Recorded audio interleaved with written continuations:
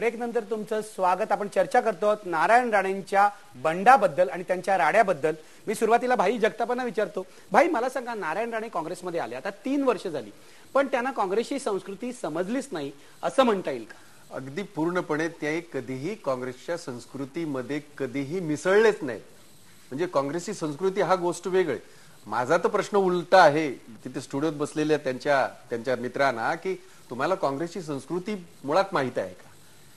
आमचं म्हणणं असं आहे की कित्येक वेळेला असं होतं, आपल्या समोर उदाहरणं आहेत, वाल्याचा वाल्मिकी झाल्याचं अनेक उदाहरणं आहेत, परंतु आपण या ज्या पक्षामध्ये आलेलो, ज्या महासागरामध्ये आलेलो आहोत, त्या महासागराचं साधारण ज्याची प्रिन्सिपल्स आहे, त्याची काही संस्कृती आहे, ही समजून घेण्याचा प्रयत्न करायला पाहिजे होतं, असं आमचंही मत होतं। तुमचं असं म्हणणं नारायण राणे नावाचा वाल्याच राहिला, वाल्मिकी झाला नाही। आता हे सगळं आपल्या समोरच आहे आणि म्हणून मी आपल्याला सांगू इच्छितो की काँग्रेसने 130 वर्षाची परंपरा आहे आणि या देशाला एक दिशा दिलेली आहे।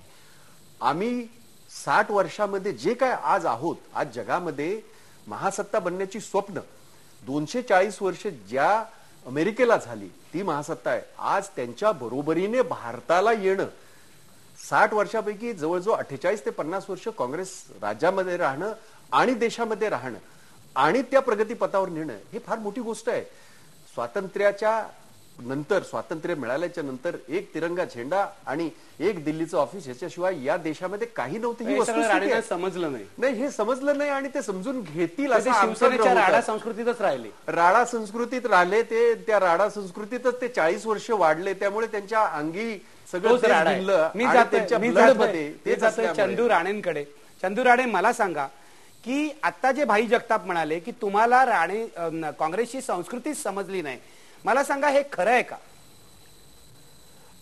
संस्कृतीचा प्रश्न काय आहे, काँग्रेसची संस्कृती काय, जर तुम्ही काल बारीक लक्ष देऊन जर काळजीपूर्वक कालच्या क्लिप जो पाहिले असतील, कालच्या यांच्या राड्याच्या ज्या संस्कृतीच्या गोष्टी करतात आमच्या समोर, आपण पाहिलं असेल आमचे युवा नेते जे स्वतः प्रेस कॉन्फरन्स घेतल्यानंतर आपल्या पदांचा 172 पदाधिकाऱ्यांसहित काँग्रेसच्या युवक काँग्रेसला युवा नेते चंदू राणे, मला तुम्हाला प्रश्न विचारायचा आहे प्रेक्षकांच्या माहितीसाठी, कोण युवा नेते?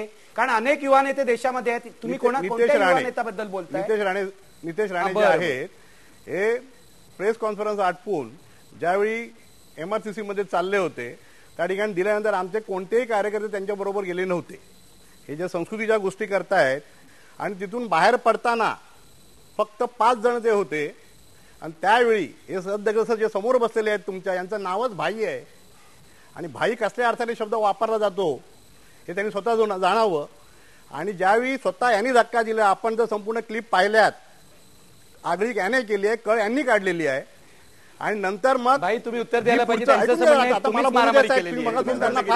मला असं वाटतं, कृपया मला बोलायला द्या, माझ्यावर अन्याय करू नका। असं वाटतं की 1 मिनिट त्यांना बोलू दे, नाही माझ्यावर चिडतील, मग माझी काही खैर नाही। भरपूर काही बोलू नाही, मी तुम्हाला घाबरतो, तुम्ही बोला पूर्णपणे। हा ठीक आहे, तुम्ही बोला। त्या ठिकाणी बाहेर निघताना ज्यावेळी यांनी धक्काबुक्की केली तर साहेब आम्ही काय कोणी म्हटलं तिकडे त्या ठिकाणी नामर्दाची अवला त्या ठिकाणी बसलेलो नाही आहोत आणि मग त्याचं उत्तर वेगळ्या प्रकारे दिलं गेलं आणि त्याच्या क्लिप्स तुम्हाला तुमच्या स्वतःच्या टीव्हीच्या याच्यावर पाहता येतील, सर्व चॅनल्सने दाखवलेत। भाई जगताप आपल्या कोपऱ्याने ज्या माणसाला मारतायत, नितेश राणेंना मारायला गेलेत ते, कळलं की नाही?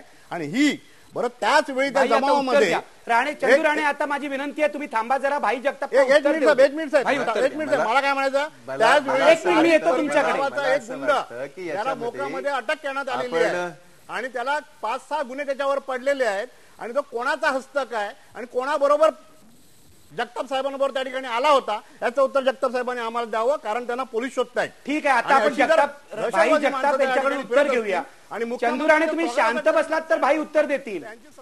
चंदू राणे, तुम्ही शांत बसलात तर भाई उत्तर देतील, तुम्ही तुमची बंदूक चालू ठेवली तर भाई कसं बोलणार? फार ऐकतायत तिथे, ऐकतायत। शांत राहा जरा, कृपया शांत राहा, भाईना उत्तर देऊ दे। भाई उत्तर द्या। मला असं वाटतं की पहिली गोष्ट म्हणजे कालच्या त्या प्रसंगाला मला ते राडा वगैरे असे शब्द मला ते वापरायचेच नाही, तेवढा तो मोठा प्रसंगच नव्हता।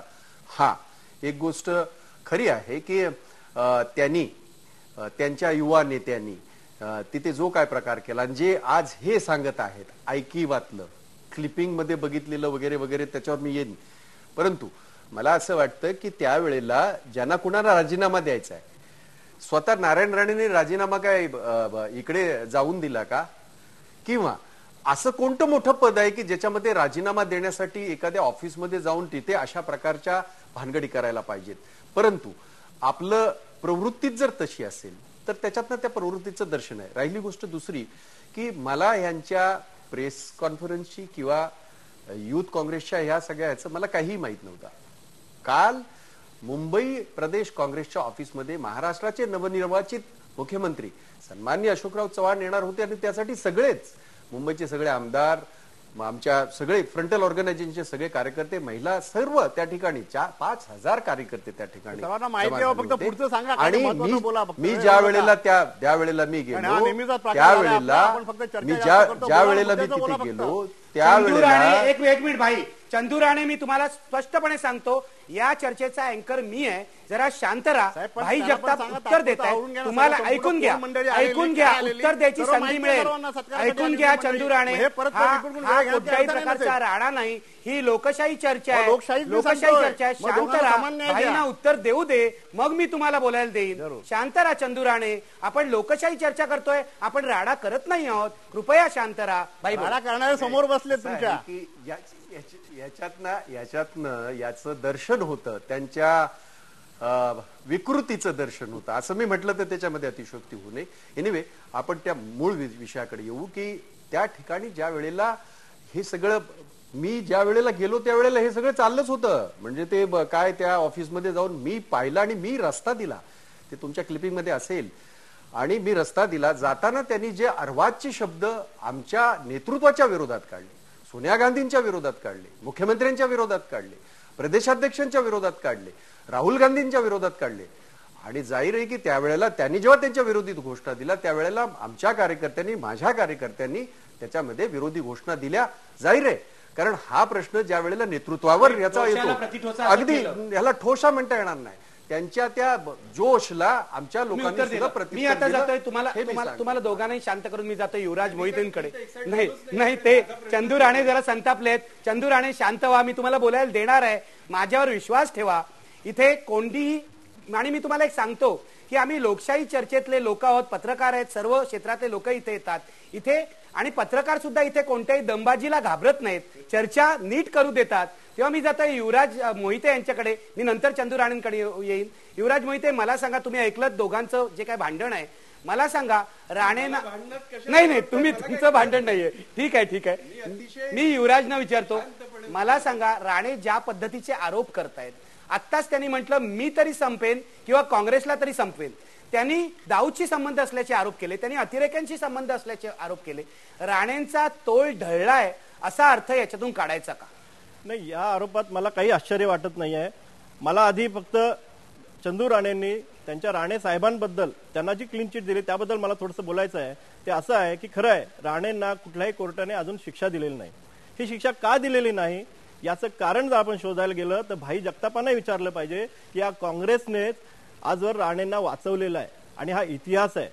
आणि आताही शिवसेनेला काँग्रेसने ज्या पद्धतीने वापरून घेतलं कम्युनिस्टांच्या विरोधात, त्याच पद्धतीने शिवसेनेला संपवण्यासाठी आताही काँग्रेसने राणेंना वापरलं आणि तेच अस्त्र आता काँग्रेसवर उलटलेलं आहे. त्यामुळे काँग्रेसही तेवढंच दोषी मी मानतो, कारण या सगळ्या प्रवृत्तींना पोसण्याचं पाप हे काँग्रेसने केलेलं आहे. त्यामुळे काँग्रेसने आधी माफी मागायला पाहिजे, आपलं चुकलं हे आधी सगळ्या लोकांसमोर सांगायला पाहिजे. दुसरी गोष्ट जी राहिली राणेंच्या या आरोपामध्ये मला असं वाटतं काही आश्चर्य नाहीये, कारण राणेंच्या या आरोपांना मला विचारायला तर कोणी सिरियसली पण घेत नाहीये. याचं कारण असं की हे सगळं आता सगळं झाल्यानंतर असे आरोप करणे आणि त्या सत्तेत राहून तेव्हा गप्प बसायचं आणि आता आरोप करायचे, हे लोकांना कळते की याच्यातलं काय राजकारण आहे. सगळ्यात महत्वाचा मुद्दा याच्यात जो आहे, मी सगळे बाकी आरोप असेल, भ्रष्टाचाराचे असतील, त्यांनी विलासरावांवर केलेले आरोप असतील, हे सगळं एका बाजूला ठेवलं तरी त्यांनी एक गंभीर आरोप असा केलेला होता की अतिरेकी कारवायांमध्ये कुठला राजकारणी गुंतलेला आहे हे त्यांना माहीत होतं आणि तेव्हा ते गप्प बसले आणि आता ते बोलतायत. हे खूप गंभीर आहे, पण इतकं गांभीर्यही राणेंना कोणी गंभीरपणे घेत नाहीये, हा याच्यातला अर्थ आहे. आणि मला असं वाटतं की तोल ढळल्यानंतर युवराज ही चर्चा आपण पुढे चालू ठेवूया. युवराज मोहिते यांचं म्हणणं आहे की राणेंना कोणी गंभीरपणे घेत नाही, याचं कारण अतिरेकी कारवायात काँग्रेस नेता गुंतलाय असा आरोप त्यांनी केला, पण नाव दिलं नाही. पुरावा दिला नाही आणि पुराव्याशिवाय अशा आरोपांवर कोणीही लक्ष देणार नाही. शेवटी मी पुन्हा एकदा ब्रेकच्या आधी आपला पोल तुम्हाला सांगतोय. समोर बघा, राणे निराश झाले आहेत का? बघू शकता तुम्ही पडद्यावर. मुख्यमंत्री पद न मिळाल्यामुळे राणे निराश झाले आहेत का? 78% लोक म्हणतात होय, राणे निराश झाले आहेत. याचा अर्थ जनतेचा कौल कुठे आहे ते लक्षात यायला हरकत नाही. घेऊया एक ब्रेक. पहा फक्त IBN लोकमत.